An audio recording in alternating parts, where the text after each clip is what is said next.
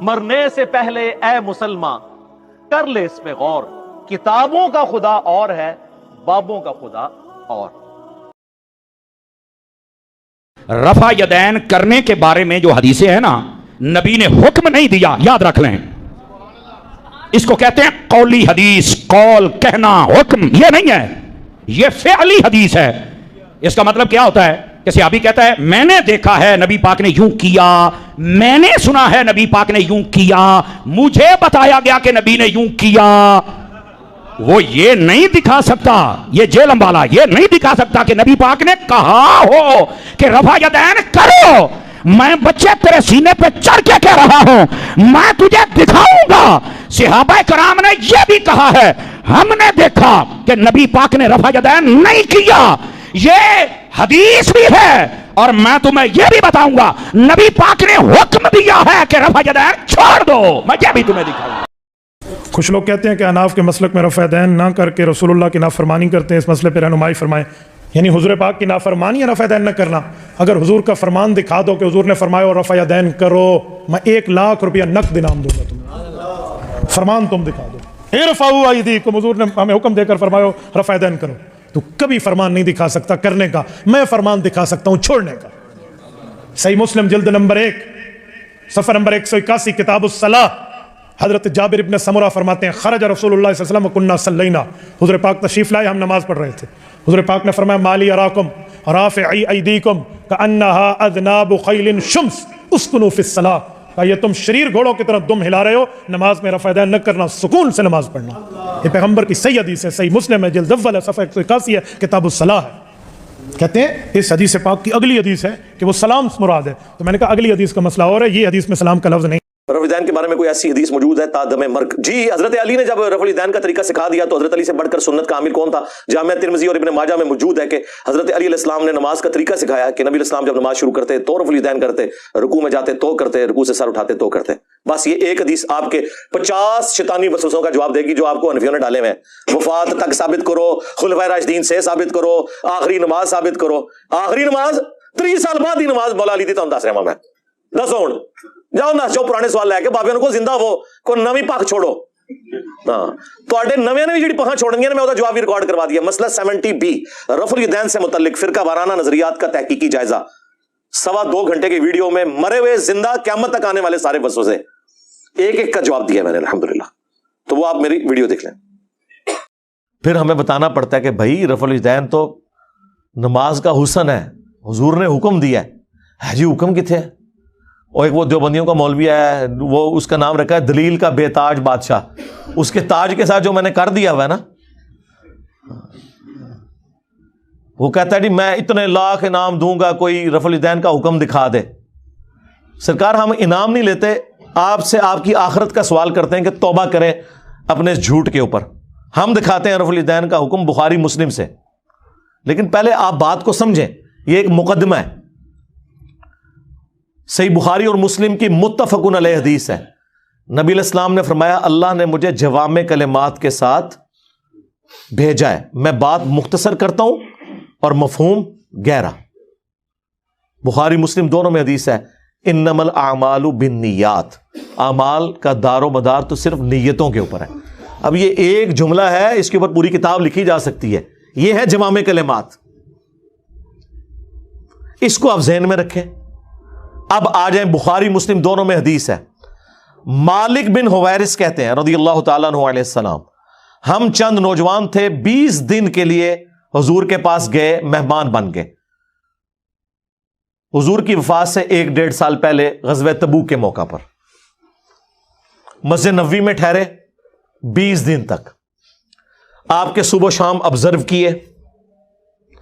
جب حضور نے دیکھا نا کہ اب ہمیں گھر کی یاد ستا رہی ہے، تو اچھے ٹیچر کی یہی نشانی ہے کہ اس سے پہلے کہ کوئی اکتا جائے خود ہی اسے بھیج دیا جائے۔ آج تو آپ کہتے ہیں نا حضور میں آپ کے زمانے میں ہوتا تو ہر وقت آپ کو وضو کرواتا رہتا، ایسا نہیں ہوتا، دنیا میں ایسے نہیں معاملات چلتے۔ تو وہ کہتے ہیں ہمیں اپنے ماں باپ یاد آنا شروع ہو گئے، تو حضور نے جب یہ دیکھا نا کہ اب یہ ان کا انٹرسٹ لوز ہو رہا ہے، تو آپ نے کہا کہ سب کو اکٹھا کر کے کہا کہ اب اپنے گاؤں ایریا میں واپس چلے جاؤ۔ جب جانا تو جب نماز کا ٹائم ہو تو تم نے مجھے 5 وقت نماز پڑھتے ہوئے دیکھا ہے، ان اوقات میں تم نے نماز پڑھنی ہے۔ ایک بندہ اذان دے گا، جو زیادہ قرآن جانتا ہے اور عمر میں بھی بڑا ہو وہ تمہاری امامت کروائے. اور صلو کما رأیتمونی اصلی, اور نماز تم نے ویسے پڑھنی ہے جس طرح مجھے تم نے نماز پڑھتے ہوئے دیکھا ہے. کلیئر ہو گیا؟ یہ جملہ آپ کسی انٹرنیشنل عدالت میں بھی لے جائیں تو وہ آپ کے علماء کی جہالت کے اوپر ہنسیں گے کہ اس کے بعد رسول اللہ کو یہ کہنے کی ضرورت ہے کہ جب نماز شروع کرنا تو ہاتھ کانوں تک اٹھانا, جب رکوع میں جانا تو ہاتھ کانوں تک اٹھانا, جب رکوع سے سر اٹھانا تو ہاتھ کانوں تک اٹھانا, سبحان ربی العظیم رکوع میں پڑھنا, سبحان ربی الاعلیٰ سجدے میں پڑھنا, فجر کے 2 فرض پڑھنا, زور کے, یہ سارا کچھ آپ کو کہنے کی ضرورت ہے جو لوگ 20 دن سے حضور کو دیکھ رہے ہیں. اس کے بعد صرف ایک ہماری ذمہ داری ہے کہ جس شخص کو حضور نے یہ کہا نا تم نے نماز ویسے اسٹیبلش کرنی ہے جس طرح مجھے تم نے دیکھا ہے, ہم اس شخص سے یہ بتا دیں کہ حضور کو نماز پڑھتے ہوئے اس نے کیسے دیکھا ہے. پھر کام ختم ہو گیا نا. رفع الیدین کا حکم آ جائے گا نا بیچ میں, جب آپ نے کہا تم نے نماز اس طرح پڑھنی ہے جس طرح مجھے پڑھتے ہوئے دیکھا, جوامع کلمات ہو گئے. تو سرکار مالک بن حویرث سے پوچھ لیں, بخاری مسلم دونوں میں موجود ہے کہ مالک بن حویرث رضی اللہ تعالیٰ عنہ کہتے ہیں کہ جب نبی علیہ السلام نماز شروع کرتے تو دونوں ہاتھ کانوں تک اٹھاتے. بخاری میں صرف ہے کہ اٹھاتے, مسلم میں ہے کانوں تک, اور بخاری میں عبداللہ بن عمر کی جو حدیث ہے اس میں ہے کندھوں تک. ہتھیلیاں کندھوں کی سیدھ میں, انگلیاں کانوں کی سیدھ میں, یا یوں بھی اٹھا سکتے ہیں, کانوں تک اٹھاتے. اور رکوع میں جاتے وقت کانوں تک اٹھاتے, اور رکوع سے سر اٹھاتے تو کانوں تک اٹھاتے. مالک بن حویرث خود نماز کا طریقہ سکھا رہے ہیں, بلکہ بخاری میں الفاظ ہیں, وہ کہتے ہیں نماز کا میرا ارادہ نہیں تھا, میں تمہیں نماز سکھانے کے لیے بتا رہا ہوں کہ میں نے نبی علیہ السلام کو اس طرح نماز پڑھتے ہوئے دیکھا ہے رفع الیدین کے ساتھ. اور ایون بخاری میں جلسہ استراحت آیا ہے کہ مالک بن حویرث پہلی اور تیسری رکعت میں اس وقت تک نہیں کھڑے ہوتے تھے دوسری اور چوتھی رکعت کے لیے جب تک بیٹھ نہ جائیں دوسرا سجدہ کر کے بھی. ویسے تو الگ سے بھی بخاری میں حکم ہے, نبی علیہ السلام نے ایک تیزی سے صحابی کو نماز پڑھتے ہوئے دیکھا تو فرمایا دوبارہ پڑھو, تم نے نماز نہیں پڑھی. 3 دفعہ ہوا تو چوتھی دفعہ آپ نے جب اس کو نماز کا طریقہ سکھایا تو اس میں آپ نے فرمایا پوری تفصیل کے ساتھ ہے, جب آپ سجدے پہ پہنچے فرمایا پہلا سجدہ کرو پھر سکون سے بیٹھ جاؤ, پھر دوسرا سجدہ کرو پھر سکون سے بیٹھو, اور پھر اگلی رکعت کے لیے کھڑے ہو. اس میں جلسہ استراحت کا ذکر موجود ہے. مالک بن حویرث کہتے ہیں میرا ارادہ نہیں تھا, میں صرف نماز سکھانے کے لیے تمہیں بتا رہا ہوں. اور مالک بن حویرث وہ ہیں جو حضور کی وفات سے 1-1.5 سال پہلے مسلمان ہوئے ہیں, اور آپ کو دیوبندی بریلوی حنفی کہانی کرا رہے ہیں جی مکے میں رفع الیدین ہوتا تھا, مدینے میں منع ہو گیا. اور رفع الیدین کے جتنے راوی ہیں نا میجورٹی وہ ہیں جو فتح مکہ کے بعد مسلمان ہوئے ہیں, ہجرت مدینہ نہیں, فتح مکہ کے بعد 8 ہجری کے بعد. وائل بن حجر کی حدیث ہے مسلم شریف میں, ابو داؤد میں, بلکہ وائل بن حجر تو پھر 1 سال بعد ابو داؤد میں سنن نسائی میں آئے کہ دوبارہ آئے, وہ کہتے ہیں میں نے سردیوں میں دیکھا کہ صحابہ کرام چادروں کے اندر سے رفع الیدین کر رہے ہوتے تھے. اس سے یہ بھی مسئلہ پتہ چل گیا کہ چادر کے لیے ہاتھ باہر نکالنے کی ضرورت نہیں, اندر سے بھی رفع الیدین ہو سکتا ہے. 8 ہجری میں بندہ مسلمان ہو رہا ہے, 9 ہجری میں وہ دوبارہ سردیوں کے موسم میں حضور کی نماز دیکھنے کے لیے آیا مدینہ شریف, اور رفع الیدین سے پڑھتے ہوئے دیکھ رہا ہے. تو مسوخ کس ٹائم ہوا ہے؟ کوئی نہیں ہوا سرکار. سنی اور شیعہ دونوں قائل ہیں رکوع میں جاتے وقت, رکوع سے اٹھتے وقت, اور تیسری رکعت سے اٹھتے وقت رفع الیدین کرنے کے اوپر. یہ دلیل کے بے تاج بادشاہ جو ہے نا, ان کے تاج کی حقیقت یہ ہے جو میں آپ کو بتا رہا ہوں. یہ لوگوں کا علمی لیول ہے. جی رفع الیدین کا حکم دکھائیں, جی دکھا دیا.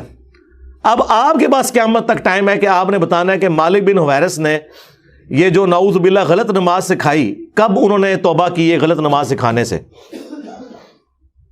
یہ ذرا آپ نے بتانا ہے. ابو حمید سعدی کی حدیث بخاری میں بھی ہے اور تفصیل کے ساتھ جامعہ ترمذی اور سنن نبی داؤد میں. 10 صحابہ کی موجودگی میں انہوں نے نماز کا طریقہ جب سکھایا تو باقی 10 لوگوں نے کہا کہ آپ تو بالکل اینڈ پہ مسلمان ہوئے ہیں. انہوں نے کہا کہ اس میں کوئی لڑائی جھگڑے والی بات نہیں, میں تمہارے سامنے نماز پڑھتا ہوں, اگر میں غلطی کروں مجھے بتا دینا. تو انہوں نے 10 صحابہ کی موجودگی میں نماز پڑھی. اس سے یہ بھی ثابت ہو گیا کہ وہ شخص نماز کا طریقہ بیان کر رہا تھا جو اینڈ پہ مسلمان ہوا, اور باقی صحابہ کہہ رہے ہیں تو بالکل آخر میں آیا. اور پھر جب وہ نماز کا طریقہ بتا چکے تو 10 نے بیک زبان کہا کہ آپ نے بالکل صحیح نماز پڑھی, رسول اللہ اسی طرح نماز پڑھا کرتے تھے. مراد یہ کہ حضور کی وفات کے بعد ذکر ہو رہا ہے. اور یہ ایٹ لیسٹ 30 سال بعد کا واقعہ ہے حضور کی وفات کے، فوراً بعد بھی ہو کوئی فرق نہیں پڑتا۔ 10 کے 10 کو غلطی، جس میں ابو قتادہ بھی شامل ہے سینئر اصحاب میں سے، اس میں انہوں نے رفع الیدین کا ذکر کیا ہے، جلسہ استراحت کا ذکر کیا ہے، تورک بیٹھنے کا ذکر کیا ہے چوتھی رکعت میں، بائیں سرین پہ بیٹھ کے دایاں یعنی پاؤں کھڑا کر کے اس کے نیچے سے بائیں پاؤں کو گزارنا۔ اور ابو داؤد میں تو الفاظ ہیں کہ جب نبی علیہ السلام نماز کا ارادہ کرتے تو نبی علیہ السلام قبلہ رخ کھڑے ہوتے اور اپنے ہاتھوں کو کندھوں تک بلند کرتے، یہاں تک کہ ہر ہڈی اپنی جگہ پر جب واپس آ جاتی پھر آپ قرات شروع کرتے۔ اس سے میں نے ثابت کیا کہ انہوں نے ہاتھ چھوڑ کے نماز پڑھی ہے، کیونکہ جب بھی کوئی نماز شروع کرنے کا ارادہ کرتا ہے تو ہاتھ باندھ کے نہیں نماز پڑھتا، یوں کھڑا ہوا ہے اور وہ نماز یوں شروع کرتا ہے اور ہر ہڈی اپنی جگہ پر واپس آ جاتی۔ یہاں موقع تھا وہ کہتے ہیں کہ ہر ہڈی دایاں ہاتھ بائیں پر آ جاتا، نہیں، انہوں نے کہا اپنی واپس اپنی جگہ پہ آ جاتی۔